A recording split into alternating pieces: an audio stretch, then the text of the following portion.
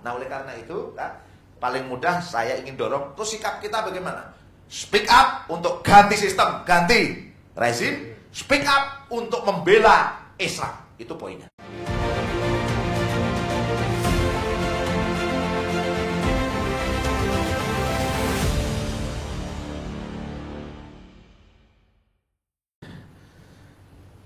Terima kasih atas waktu dan kesempatannya. Salam hormat, salam takdim pada para narasumber, Kiai Haji Ahmad Zain, Ustadz Irwan Saifullah, dan juga pada asatidz dan juga tokoh-tokoh yang hadir pada kesempatan kali ini. Pemilu di 2024 ini merupakan pemilu yang boleh kita kata cukup unik. Kenapa kita katakan cukup unik? Karena pengkutupan itu sudah dilakukan, sudah terjadi sebelum proses kampanye berlangsung. Bahkan dramatisasi terkait dengan siapa yang akan dicalonkan itu juga sudah terjadi lebih awal. Ada sebuah pertanyaan, kalau begitu apakah pemilu ini akan menimbulkan perpecahan di tengah-tengah masyarakat? Hari-hari ini saja sudah terjadi. Hari-hari ini saja sudah terjadi, bahkan proses panasnya itu kian hari kian meningkat. Bukan hanya itu, ada ruang-ruang kecurangan yang kalau boleh saya katakan hampir semua juga melakukannya, tergantung seberapa besar kekuasaan yang dimiliki. Semakin besar kekuasaan, ya peluang kecurangan semakin tinggi. Tanpa mengurangi rasa hormat, masing-masing punya jalur kekuasaan. Misalnya sederhana, ketika sebuah kepala daerah itu anggap saja PDI Perjuangan, tentu kepala daerah itu akan mendorong kepala dinasnya, kepala desa di daerahnya untuk memilih sesuai dengan garis PDI Perjuangan. Kalau di masyarakat itu nanti ada pendamping desa misalnya, di mana kita tahu bahwa pendamping desa rata-rata itu dari PKB. Tentu dia akan mendorong untuk memilih PKB dan calon dari PKB. Apalagi kalau paslonnya itu didukung oleh presiden. Istilahnya dia akan menggunakan kekuasaannya dari atas sampai ke bawah. Kita tahu misalnya berapa waktu kemarin sudah ada konsolidasi kepala-kepala desa di berbagai daerah untuk mendukung salah satu paslon misalnya. Kenapa ini terjadi?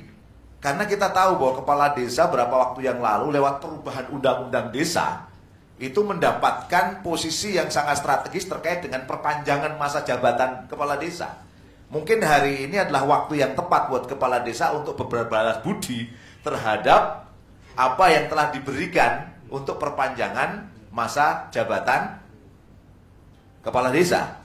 Dan kita tahu yang paling anti masa jabatan kepala desa beberapa waktu yang lalu adalah PDI Perjuangan. Sementara satu sisi yang lain yang mendorong perpanjangan itu salah satunya Budiman Sujatmiko misalnya, yang saat ini bersama. Nah, begitu. Ini bacaan seperti ini sudah bisa kita rasakan. Kemudian di wilayah saya, daerah saya, beberapa waktu kemarin Boyolali misalnya, kita bagaimana mungkin sebuah institusi Tentara Nasional Indonesia yang harusnya mengurusi OPM misalnya ya, mengurusi organisasi Papua Merdeka, mengurusi misalnya pertahanan keamanan kita yang terganggu di Laut Cina Selatan misalnya, harus mengurusi knalpot Brong misalnya. Ini kan juga sangat menyedihkan. Terlepas bahwa mereka mungkin melakukan kesalahan, saya tahu persis bisa jadi, tapi memang di daerah saya di Boyolali itu biasa. Kalau pas kampanye itu memang biasa pakai apa namanya? Knalpot begitu. Jangankan teman-teman PDI di Jogja itu ada kelompok namanya Gerakan Pemuda Ka'bah tan. Gerakan Pemuda Ka'bah itu juga sangar juga gitu kalau sudah knalpotnya dibuka itu. Nah, saya melihat situasi sekarang ini memanas, semakin meninggi. Dan resiko perpecahan di tengah-tengah masyarakat juga akan muncul di mana-mana. Terlepas dari itu semua, kita perlu mencatat begini. Apakah ini gimmick atau tujuan dari pemilu itu sendiri? saya melihat ini gimmick-gimmick yang terjadi di setiap pemilihan umum. Jadi setiap pemilihan umum itu selalu ada gimmick. Gimmick itu drama-drama yang ada di depan layar. Sementara kalau kita bicara politik, tentu kita tidak hanya bicara apa yang di depan layar, tapi apa yang di balik layar. Nah, apabila kita bicara apa yang ada di balik layar, saya pikir kita harus membacanya lebih dalam. Tidak ada di Indonesia ini, hampir dalam sejarah Indonesia, elit politik itu pecah di ujungnya. Elit politik itu selalu bersama di ujungnya. Tidak pernah ada perpecahan di elit politik. Kita tahu, boleh dikata selama pemilihan umum di Indonesia sepanjang masa yang paling panas 2019 kemarin itu. Mungkin ditambah besok 2024 kalau terjadi suasana yang semakin panas ya. 2019 itu sampai pada titik ada yang mati karena proses itu ya. Misalnya 700 KPPS gitu atau penyelenggara pemilu ada yang meninggal. Terus kemudian dalam proses protes terhadap hasil pemilu misalnya kita tahu panjang ya bagaimana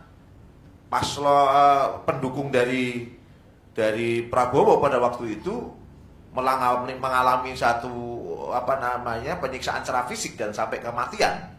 Itu paling panas. Tapi kita tahu akhirnya 2019 itu berhenti dengan nasi goreng bersama dan MRT. Dan food estate yang akhirnya membawa Prabowo dengan Jokowi bisa bersama.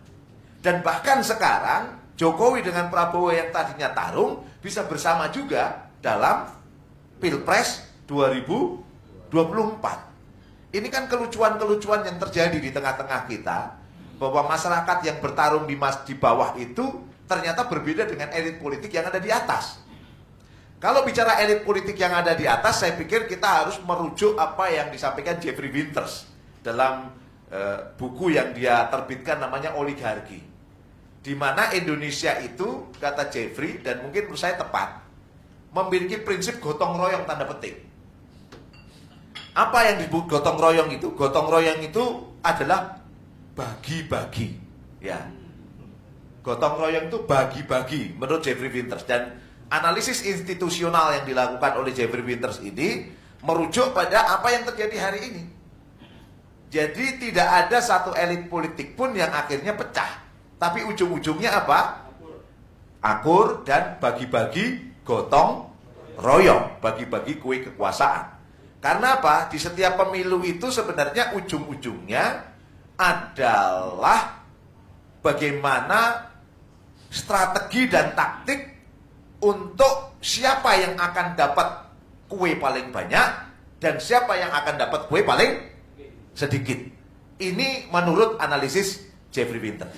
Jadi kalau bicara pemilu hari ini kok gimmicknya begitu sangat luar biasa, saya khawatir dan mungkin kalau dalam konteks pikir bola batu don saya gitu ya, prasangka kuat saya ujungnya juga akan berakhir dengan gotong royong. Ini gimmick yang saya coba lontarkan di awal pertemuan ini. Makasih.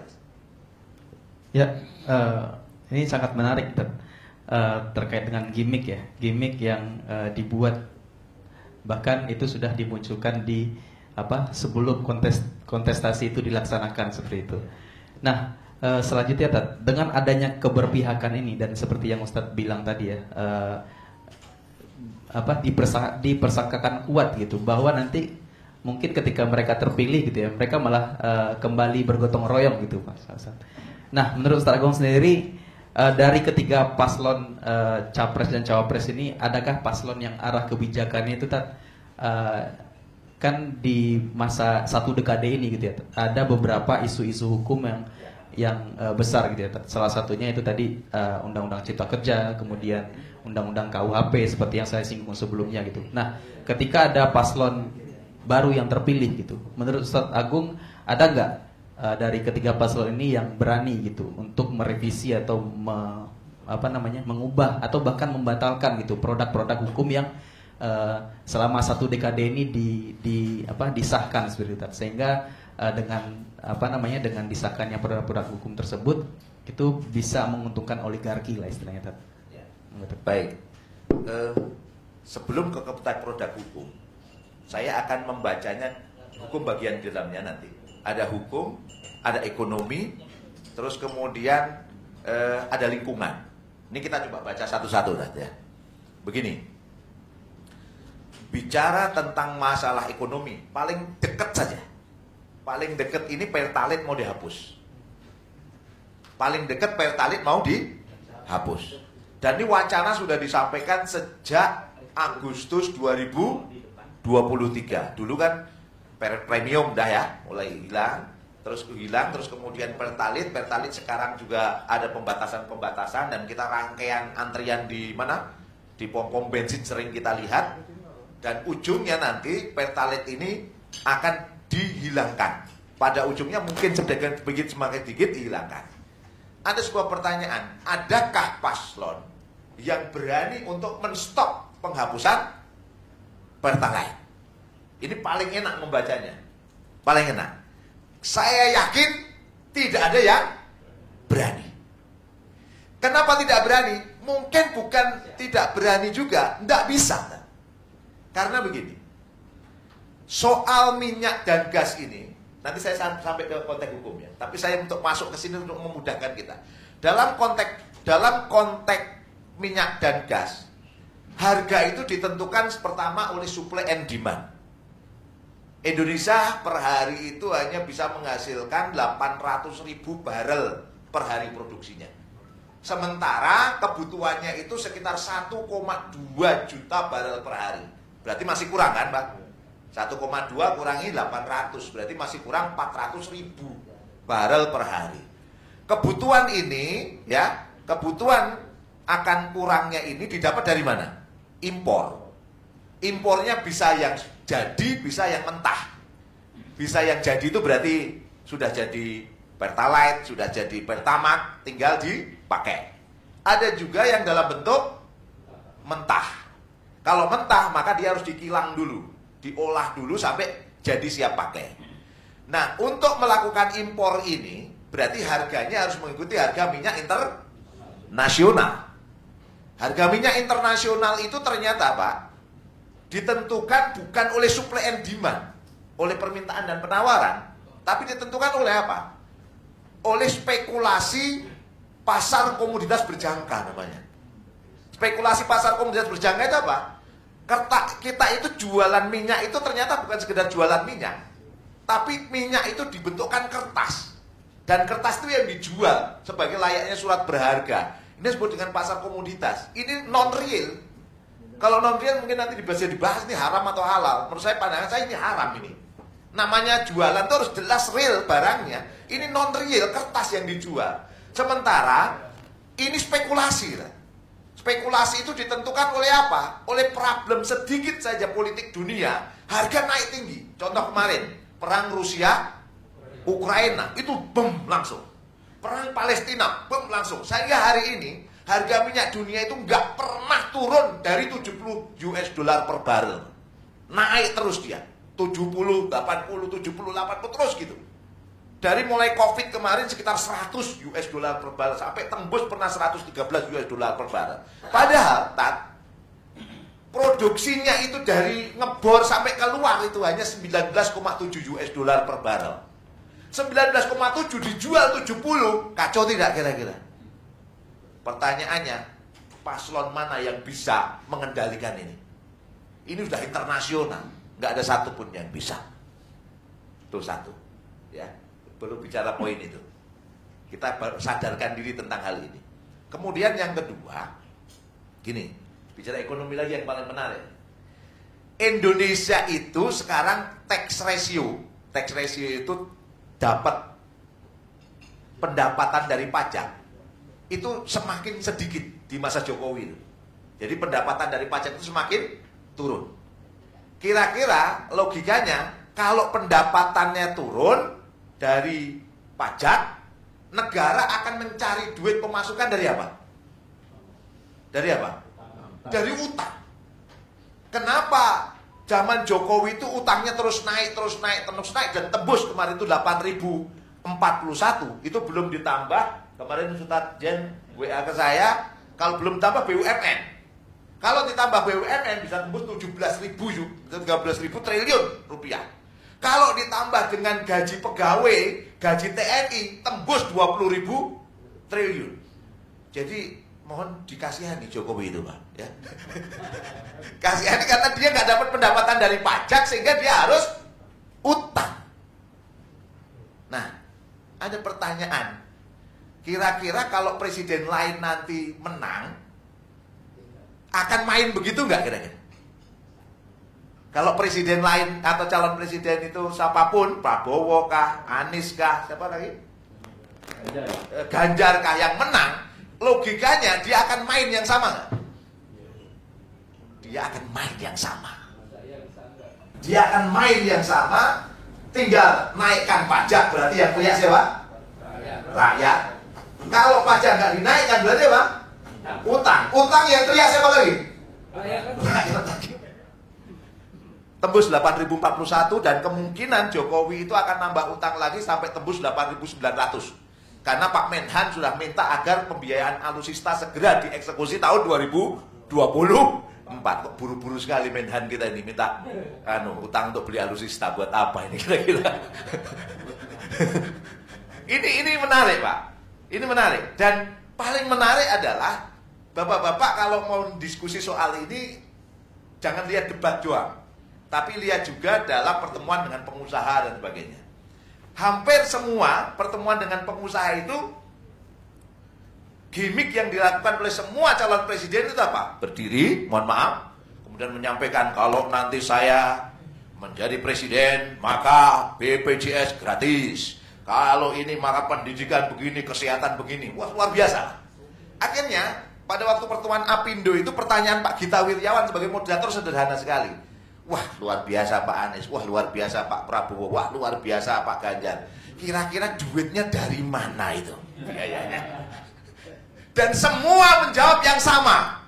3, pajak, utang, investasi. Maka oleh karena itu para pengusaha tolong bantu saya nanti untuk merealisasikan cita-cita saya sebagai presiden. Pajak, utang, investasi. Oke. Melihat ini semua, kita bisa menyimpulkan bahwa sebenarnya perbedaan yang nyata antar beberapa calon yang ada ini, misalnya bicara IKN. IKN, Ibu Kota Nusantara, itu kan biayanya 466 triliun rupiah. 466 triliun rupiah. 20%-nya akan dibiayai dari APBN, sementara sisanya itu akan diambil dari investasi swasta full atau namanya public private partnership, kerjasama antara pemerintah dengan badan usaha. Ini sisanya. Nah, sisanya yang akan dilakukan. Paslon 1 lanjut.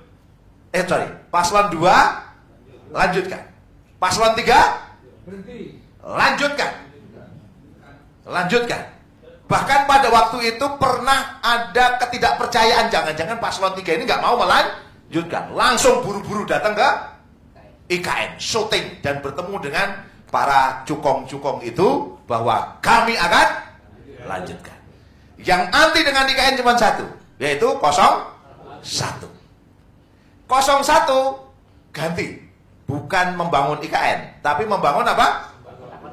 Banyak kota-kota yang lainnya. Pertanyaannya sama, duitnya dari mana? Ujungnya akhirnya apa duitnya itu? Pajak, utang, investasi.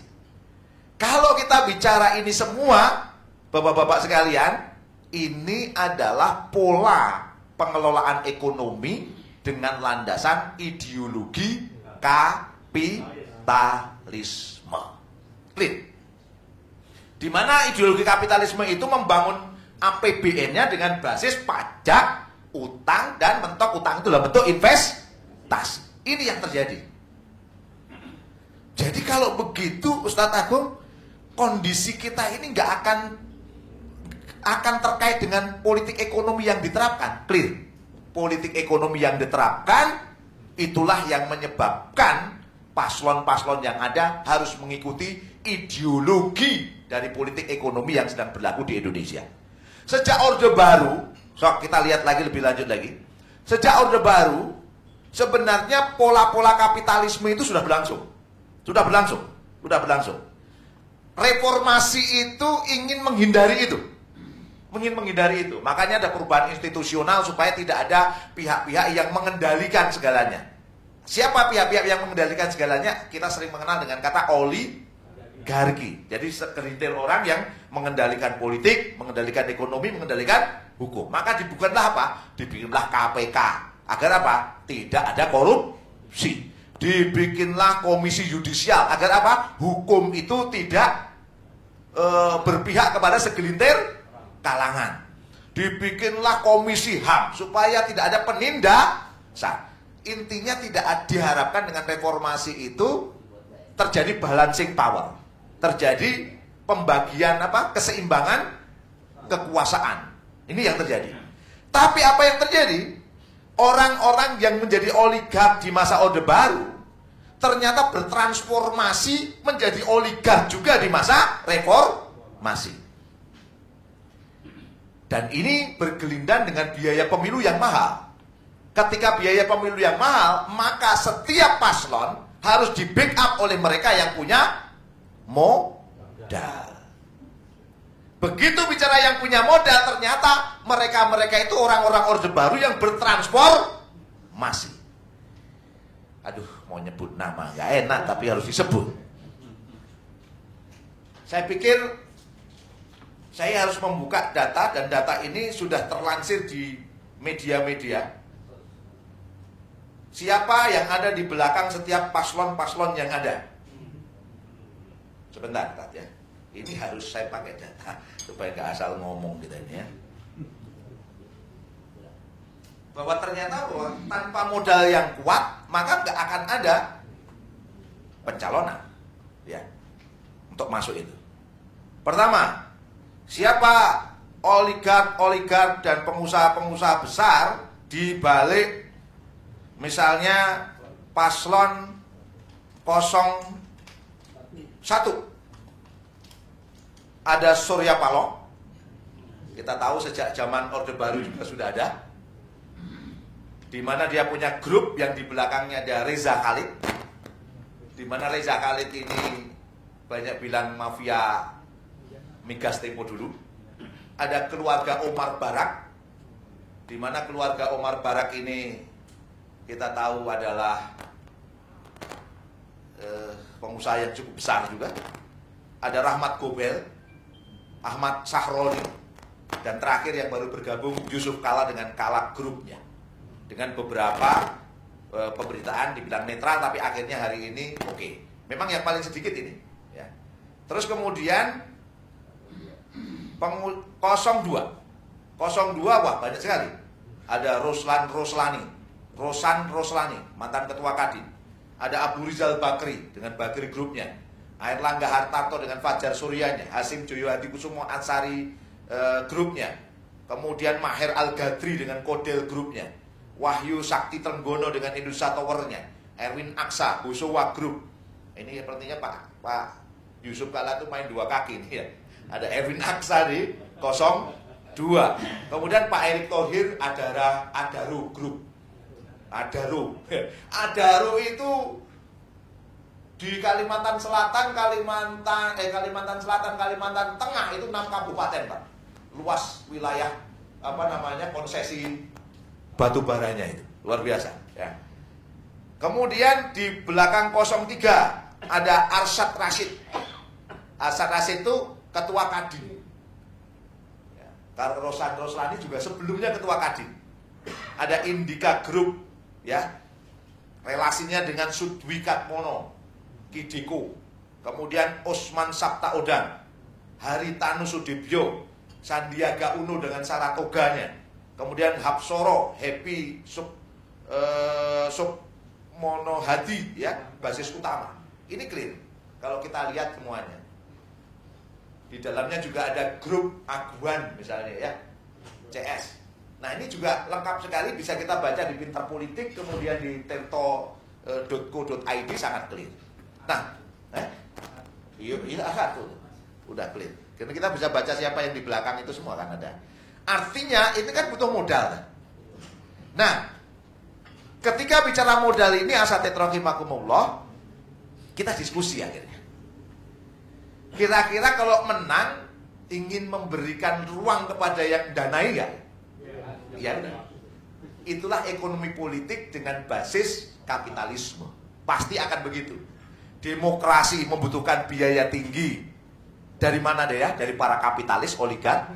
Para kapitalis membutuhkan lisensi untuk mengeksploitasi sumber daya. Dan ini bergelindan.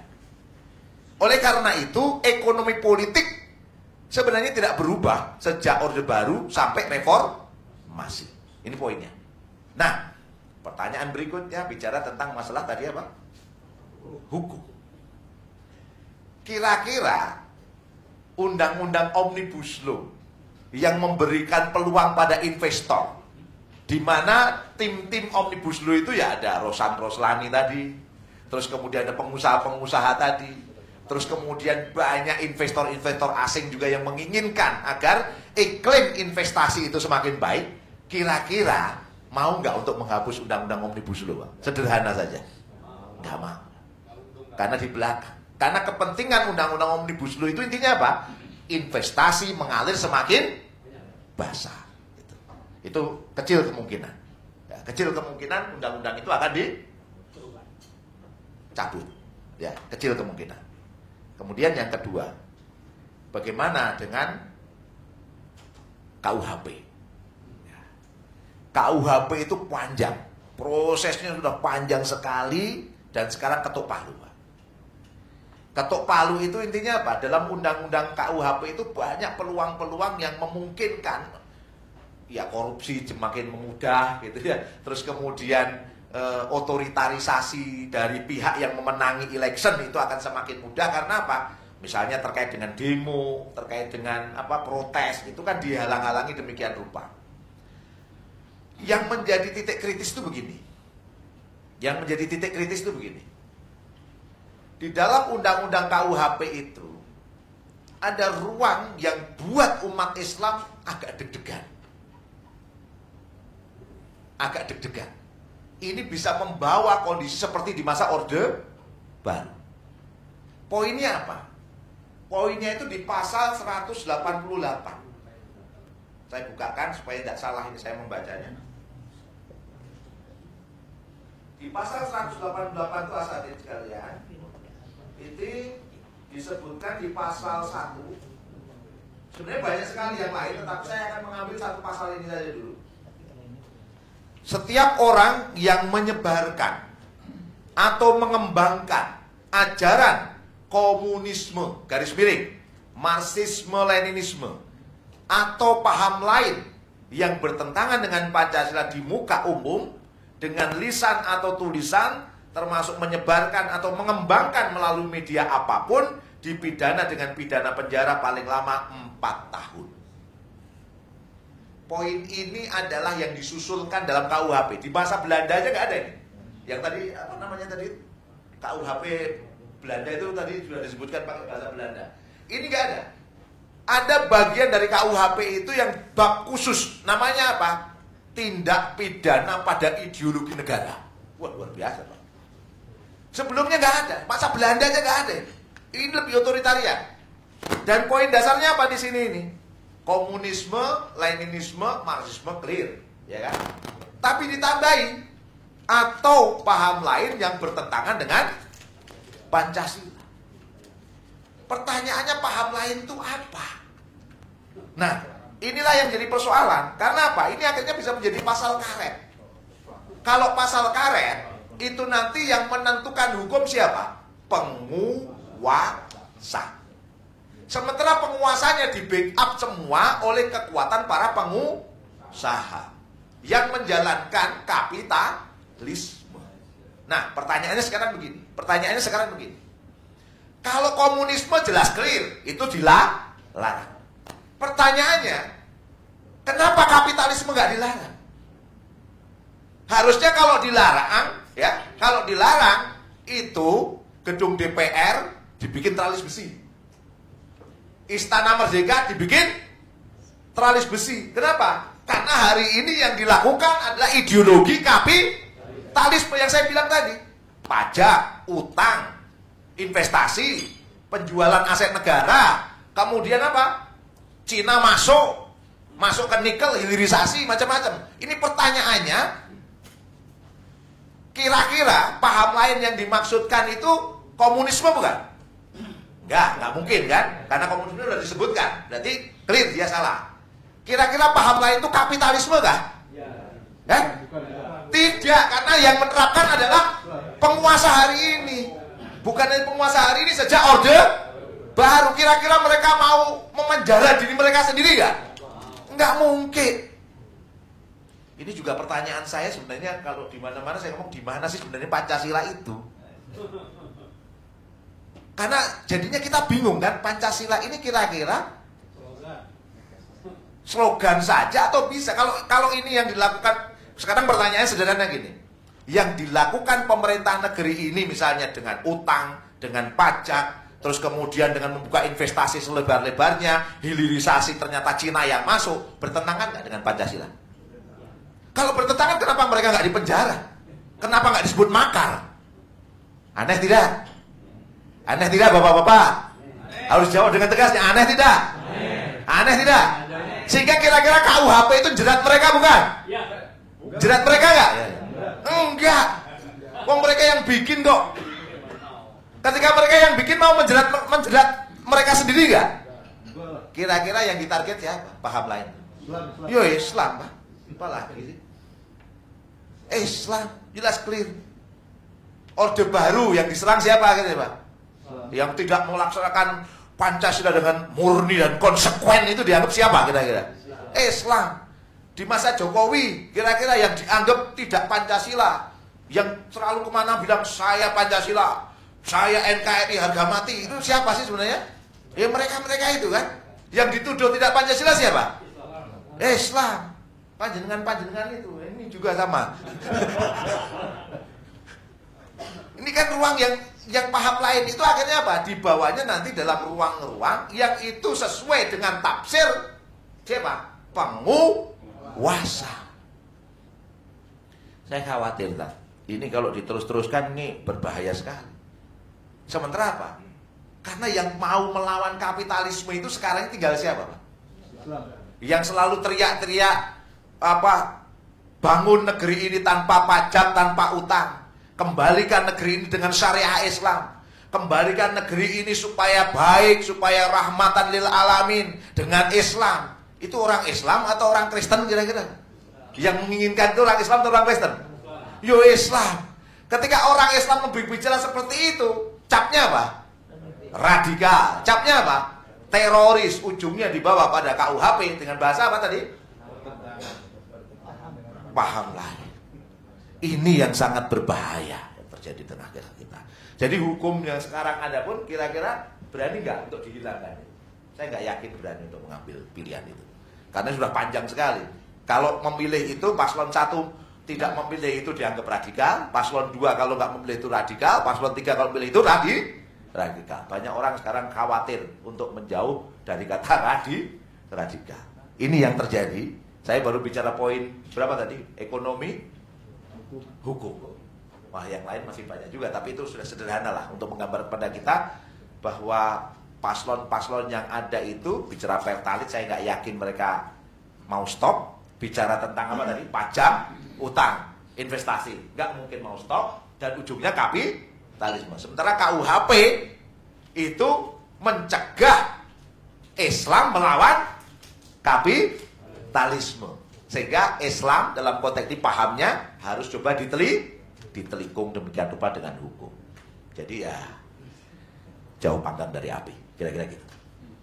Panjang lagi ya. Cuk. Ya, Masya Allah, luar biasa sekali ini. Jadi menarik sekali yang disampaikan oleh Ustaz Agung gitu ya. Nah ini bisa nanti para Ustaz sekalian dijadikan bahan diskusi gitu ya. Ini sangat bisa dikembangkan seperti itu, bisa jadi bahan pertanyaan. Kemudian Ustaz, terkait dengan itu, berarti kesimpulannya ya kemungkinan besar yang nggak ada gitu ya, yang berani menolak, berani mengubah gitu. Gini, poin dasar saya gini, Bang ya. Kita kadang-kadang umat Islam itu lupa bahwa kita selalu memilih orang, lupa bahwa orang itu ditentukan oleh sistem. Bahwa sistem di kita itu ternyata nggak berubah. Sistem di kita itu nggak berubah. Sejak Orde Baru itu politik ekonominya kapitalisme. Sehingga di masa reformasi juga kapitalisme. Sehingga rezim siapapun harus jalanin kapitalisme. Itulah titik kritisnya. Sehingga logika umat Islam itu harusnya naik. Bukan sekedar ganti rezim, tapi haruslah ganti sistem. Naik gitu loh.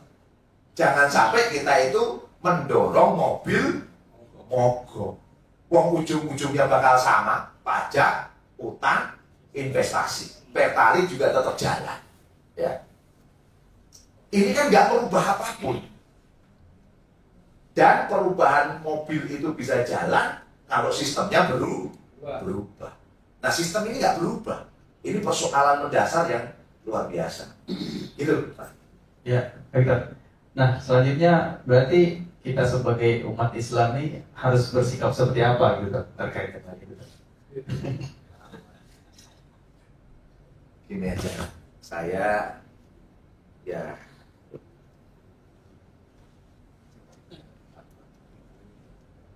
Cek.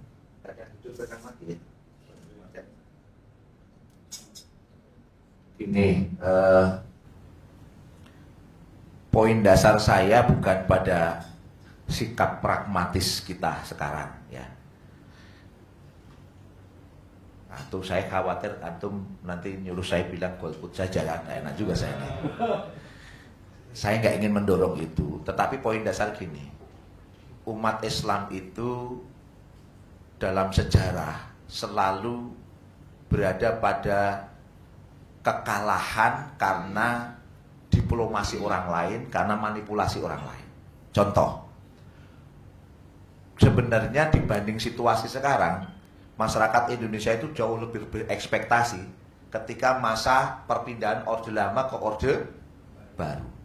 Bagaimana masyarakat berekspektasi pada yang namanya sosok Soeharto, karena Soeharto anti komunis, sementara umat Islam juga anti komunis. Tapi kita lupa bahwa kehidupan kita itu ada sistem lain yang ternyata menguasai dunia ini, yang namanya kapitalisme, yang dikelola Amerika dan konco-konconya pasca pemenangan Perang Dunia. Dan Indonesia mengikuti itu akhirnya. Indonesia mengikuti. Halo, ya Indonesia mengikuti itu, asatidz sekalian. Nah, masyarakat Indonesia itu sangat apa ya saya sebut ya, sangat sensitif dengan komunisme, tapi sangat permisif dengan kapitalisme. Nah, saya ingin mendorong Ustadz sekalian, yuk ke depan kita memilih jalan untuk memperjuangkan Islam. Karena Islam inilah yang pasti akan mendatangkan keberkahan dan kemaslahatan untuk Indonesia. Nah, ketika kita ingin menyuarakan Islam, ayo kita terbuka untuk bicara dan menawarkan Islam kepada masyarakat. Oleh karena itu ke depan, sebaiknya umat Islam itu memilih berkampanye dua. Apa itu, Pak? Perubahan sistem dan perubahan rezim. Umat Islam memilih itu, harapan saya. Yuk kita ini mengkampanyekan Islam agar umat Islam cinta kepada Islam dan mereka menjauh dari kapitalisme. Terus yang kedua, biasakan kita untuk bersuara, speak up. Jangan tidak speak up. Contoh misalnya ada kesalahan KUHP, ya seperti itu. Kita harus speak up. Ini yang akan ditohok umat Islam agar ada suasana trial by the press, trial by the mass. Desakan dari media, desakan dari massa. Karena dengan seperti itu biasanya ada perubahan-perubahan pragmatis, sedikit-dikit lah paling enggak ya. Ada perubahan-perubahan pragmatis yang terjadi. Nah hari ini yang paling berbahaya, KUHP itu berbahaya sekali buat umat Islam. Sangat-sangat berbahaya. Ke depan, karena negeri ini nanti akan semakin sekuler radikal. Semakin sekuler radikal, bukan hanya konteks paham Islam, konteks Islam politik. Bisa nanti jilbab juga masih dibalikkan seperti masa Orde Baru. Bisa nanti apa lagi? Zaman Orde Baru itu apa lagi Pak? Orang ngumpul-ngumpul pengajian dicuri. Gai, ya kan? Yang seperti ini kita mau seperti itu atau pengen merdeka Pak? Merdeka.